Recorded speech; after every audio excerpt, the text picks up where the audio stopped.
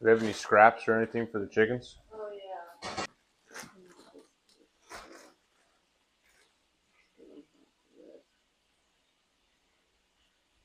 Good morning, Echo. What's up, buddy? Good morning. How are you? Yep.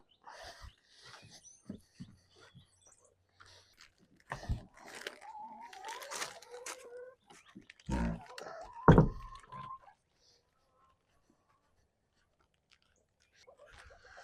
morning, chickens.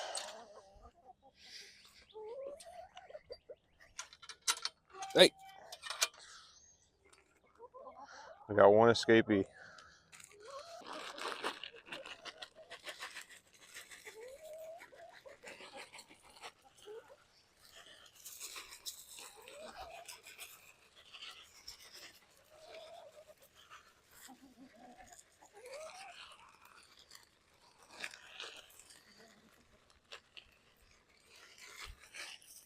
If you wanted to be with your friends, you should have stayed in there. Come on.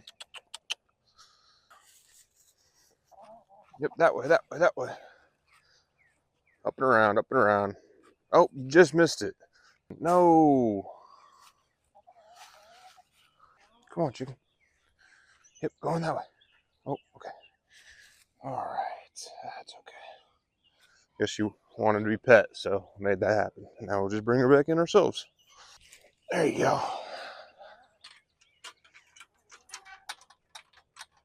All right, crisis averted. But we got our egg this morning. Let's go see what's for breakfast. We got one egg this morning. Yay. Yep. What's going on in here? What's for breakfast? Eggs and bacon?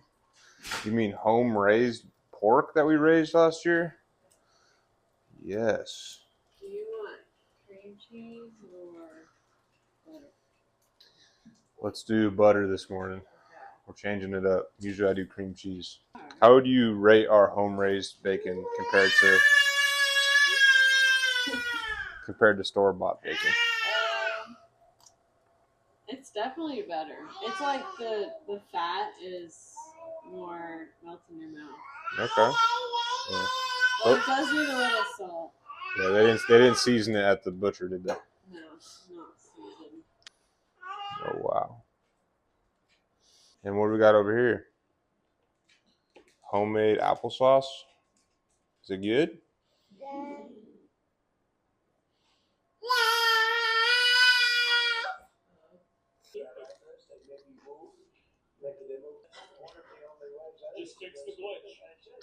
What's going on over here? Watering my seeds. Oh yeah. We're doing our first ever garden on the homestead this year. It's our second one. It's our second one. Yeah, remember I did the one in the pallet garden before? Was that here? Oh, not here. Yeah, at our last place we rented, we did a little pallet garden. And what did we get from that? Just strawberries? No, we got strawberries, potatoes, green beans, cucumbers. Yes, I guess we got more than I remember. I think it was a lot smaller though. This year we're definitely going for broke, right? I mean, what all do you have in here? Broccoli, Brussels sprouts, there's 6 of each. Okay. Oh, yellow onion, and then we have organic onion. Cool. And this one is bell peppers, rosemary, and thyme. Cool. But these are just the ones that we have to start inside. Yeah. I told Megan, I'm like, we need to do potatoes this year, like a lot. So we have a whole bag filled with like 5 bags of potatoes that we're letting, what do you call it? Sprout? So wait till they have eyes. Wait till they have eyes. So we're doing a lot of potatoes and then a lot of these other seeds. So it's going to be a pretty decent sized garden. And it's our first ever big garden that we're actually planting a lot of different stuff in. So that'll be fun. I think we're going to probably dig that out early next month, in a week or two. So that'll be fun. All right. So this is my go-to rifle right here. Let's talk about what the tactical homestead is. The tactical homestead is something that I thought about doing because within the past year and a half to 2 years, I've really taken a liking to like the homestead community. It seems really awesome that a lot of people are out there raising their own food and becoming self-sustainable, setting themselves up for preparing for the worst, and like another Great Depression or EMPs, civil unrest, like strike of dock workers, strike of farmers, things that will jeopardize your family's security and their food security as well. I just like the whole community, and it's like people are getting more prepared with raising their own food and can be becoming connected with the land and whatnot, and I think that's pretty cool. Now I follow a lot of different channels on YouTube, whether that's homesteading channels or shooting channels, right? And I know that there's a lot of homesteading channels where they're really good at homesteading. There's a lot of shooting channels where there's really good at shooting. And my idea is, yeah, I know. My idea is that homesteaders and shooters have a lot in common. Homesteaders, not only do they just like being self-sustainable, but they're preparing for when there's food shortages, right? Shooters, not only do they just like shooting, but they're preparing for civil unrest or things like that, to where they've prepared the proper tools so that they can defend their families. Now, you can't eat rifles. You can't eat bullets. What are you doing? Don't grab that. Whoa. All right. You can't eat bullets. You can't eat weapons. You also can't defend your homestead and your food and your family with pigs and chickens, right? During those times when there is no food and there's a shortage, people who didn't prepare and who aren't homesteading, they're going to be on the hunt for food because everyone needs to eat. And they might be willing to do things to you and your family in order to get what you have.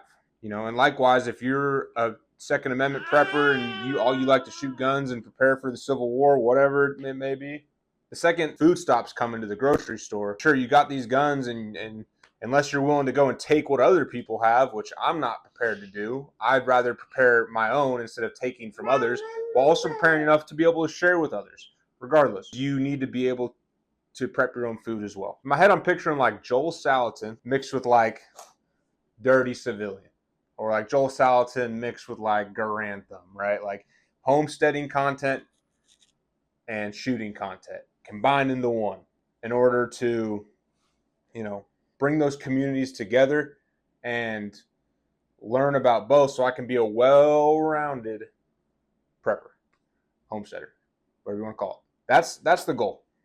And to learn along the way, because I'm not a Joel Salatin and I sure as hell ain't as good as the Dirty Civilian guys at shooting. It's to learn about both aspects and become better at both. And hopefully when I learn some things along the way, everyone watching will be able to learn something too. So that's kind of the outline of what the channel is. Hope y'all enjoy, and let's get started. All right, so we're about to head to Lowe's to go pick up some lumber for the shelves. To do that, we're going to come back and start working on them.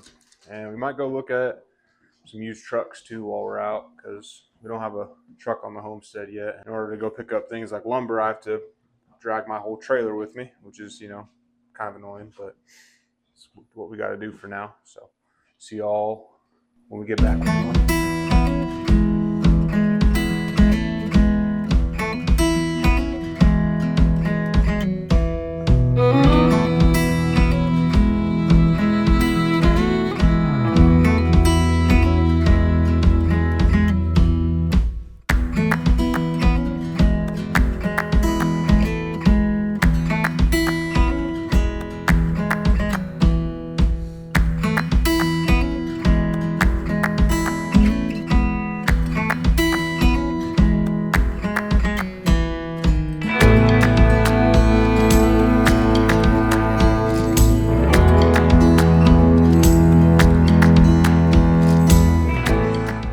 So just got back from Lowe's. This is Cody right here. Hey there. He's helping me build this shelf. Got all the lumber we needed. We're about to unload it and get to work.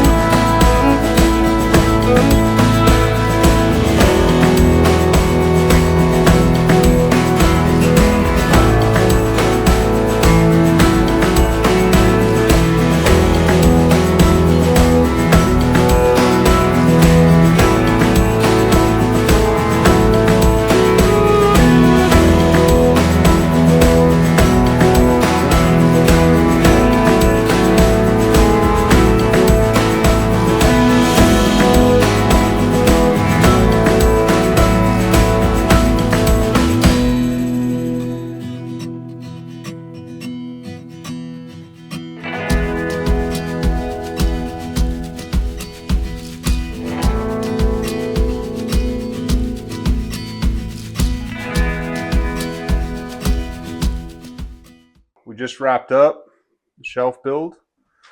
All in all, I'm happy with it. Looks great. We'll show you. There it is. Storage. Nice and sturdy. Yes, sir. We already got some sparkling waters underneath. Well, how long was it? 94 inches? 94 and a half. Yeah. So now we're going to have to figure out how we want to organize all our cans on there. Because we're going to want to do it by year acquired and year expired. So right now we got it honestly just all piled in there randomly, and it's not very organized. So having this extra space is going to definitely help us get organized and know what goes bad when. Let's get that done so we can see this thing stocked up. Once you get a system in order, it's going to be great. Yes, sir. We'll get a system in order. Here's the final product. We got canned deer from a deer that I shot in 2024. We pressure canned that. We got some chicken wings from some chickens we grew, and then some chicken breasts from some discount chicken we caught at the store. Everything's kind of organized from stuff that's going to expire first all the way to stuff that's going to expire later. I'm happy with how it turned out. It was a fun little project. So, on to the next one.